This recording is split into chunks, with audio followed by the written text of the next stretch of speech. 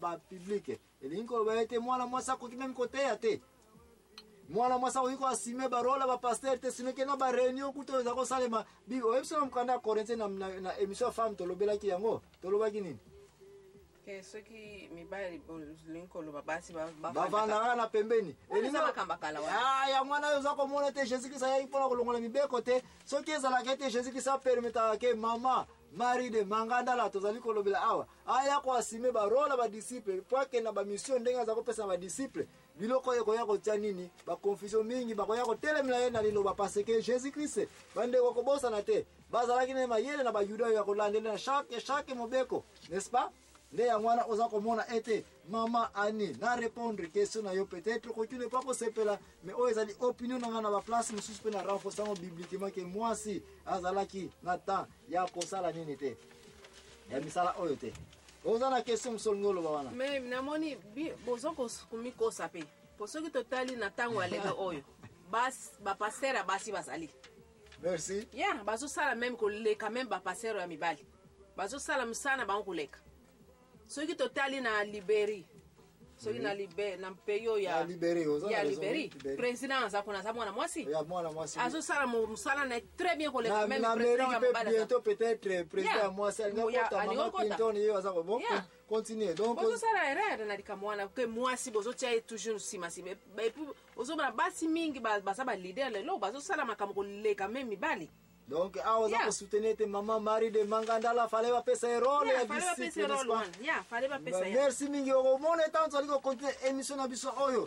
Soit na contenu yote na place on tango Jésus azali aona na cadre le 12 que Marie de Magdala akwaye ko na rôle ya disciple te parce que tant oyo Jésus Christ azali ko organiser groupe oyo ba bengi ba les disciples.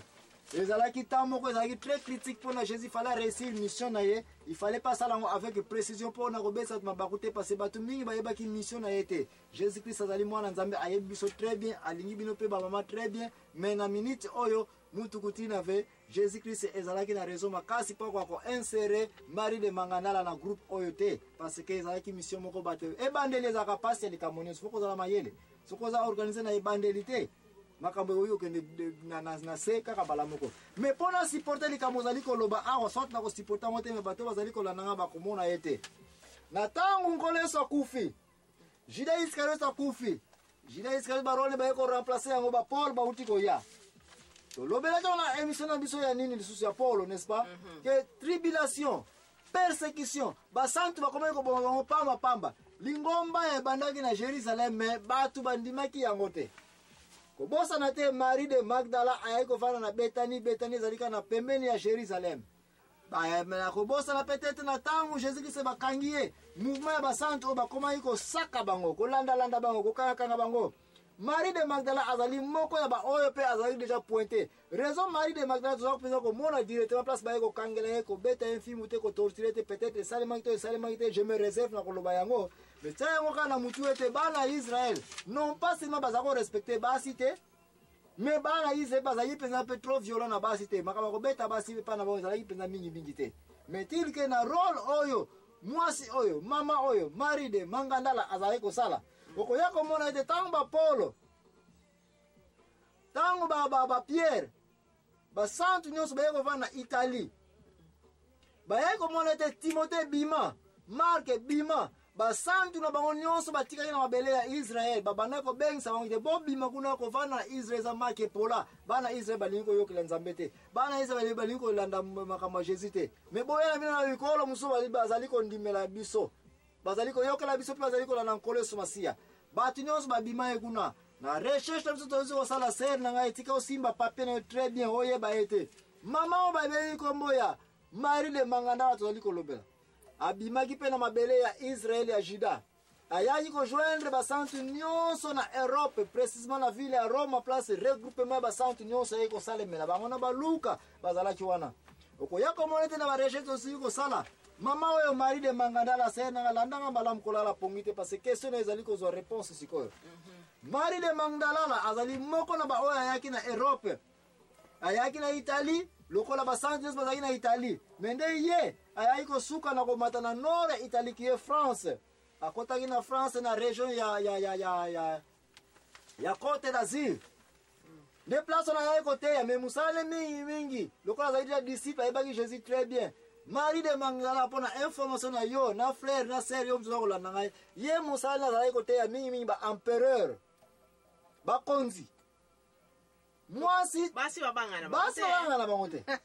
Ya za kusukisa ba empereur ko côté ya bango na makasi nyonso. Ye kutu mutapesa baona histoire ya Mark bagena ko tana place ya Golgotha, place pa kuna Jésus. Mark on est bon comme rouge. Pona ni batiaki Mark wana kasi. Mark wana za signification bana ize pona koloba ete eloko ezali vivant et ko continuer ko vivre. Mais ayebisa ki bango ete Mark ya ko tourner comme qui rouge. Mais kuna to kolobela ngo mingi te.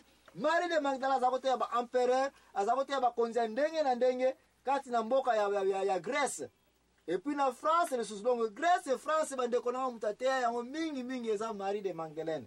Mais ce qui est encore grave, Marie de Magdalene na ville ya Marseille na Côte d'Azur. Tango yeko kufa, akufa ki mo santo. Nde batu ba yeko canoniser ye, ko reconnaître ye, ba catholique bolanda biso malamu bino boye biloko peut-être to bengisa ba sœur catholique memba ya. Ba pesa biso émission ya Marie de Magdalene avec plus de détails encore. Marie de Magdalene tango kufa na France, tango na mutuke tangu bandeko baza ko vivre ba Luka ba Paulo, ba écrit, ba intellectuel. Ba docteur ande bazaka na bango déjà. Eza ba histoire moko ya pas c'était pour na ko retrouver. Eza na ba documentation moko très riche ba recherche so saleza ya trop que to yime ko pesa wonyo sote. Marie de Magdalene aiko kufa na France, yem tate ya Grèce. Yem ta evangel France nyonso. De ngwana za ko na France tango mama Marie de Magdala aiko kufa. Ba yo ba yo sala ye nini? Tombo na ye. O tolobaki tombo sokeza ndako ngo ba ko nani? Basilica. Mama anya uti ko bete basilica ezali tombo soki batie nzoto na kati. Donc soko ke na ville ya Marseille na data leo nokuta tombo moko ezana munene babenga basilica ya Sainte Marie Magdalene.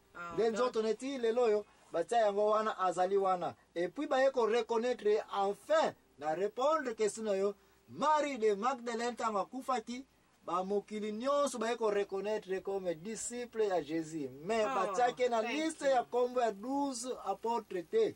Azalaki apôtre. Mais ba yeko reconnaître quand même. Mais parce que te ya fondé l'église belle. Un apôtre par définition, ezali ka mutu azali kote ya bato ba bongo li motema et puis a regrouper église mais ye aza en charge église wana te.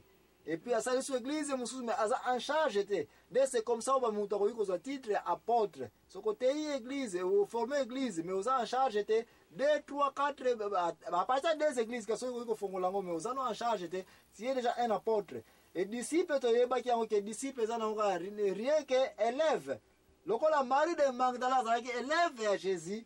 Donc automatiquement ça déjà disciple à Jésus même la taille à Jésus Christ. Ya boti ya basi ne sika na bango. Mokile se fungwa minango. So bomoni ke mwasi oyo na côté oyo azosala na bien. Bo pesa ye nani na. Ya bo pesa ye. Mais des problèmes za ki pona ni na tango ya Jésus Christ. Marie de Magdala azalaki nani te? Azalaki disciple te na place ya Judas Iscariote te. Wana réponse ngo to yokani ke akwaye ko zo titre yango les 12 disciples réservés te. Parce que azalaki mwasi. Et puis basi bakoki kosala misala mosusu te na ntango oyo bazali ke bamati na ngomba baza kotraverse mer rouge. Parmi ba raison wana raison mosusu mpe na ye koloba na ntango ya Jésus Christ Marie de Magdalene akoki kozala reconnu comme disciple te parce que moyen batinde na mission de ba 12 baza kopesa mibale eza te parce que Jésus Christ ayebaki ete ezali scandale kozwa mwana mwasi na mwana mobali otinda bango na mission ensemble noki boya koyela biso su mbuma oyo boliaka na nini na jardin de ya wana yeli bino manga lelo ba mama na ngete semani epa ya Jésus na jardin na ye pomme tolingi komona yango te ni kampute bon somona po soki totali na mokili nyonso oyo basi makambo bazosalaka baleki me mibali na musika soki totali na église na biso awa soki totali bacotisation ya bapapa na bamama ya bapapa emonanaka te bo bakokotie lelo bakotie lobi mbazi zivididi emonani esika mais soki kota mamama eyebana ezokende kaka lelo nakendaki na bapapa na biso ya mama soki nayebi biso compte na biso soki okomi okokamwa mais bapapa rien ya bapapa eza ebonanaka te merci tala meme na bajour ya bafin jour ya bamama batata kuna bakote ya bambongo bazokende kolambelaka bamama loso mobesu loso ezaki mwa loso yango meme opesi yango bebe ya un jour akotonda meme te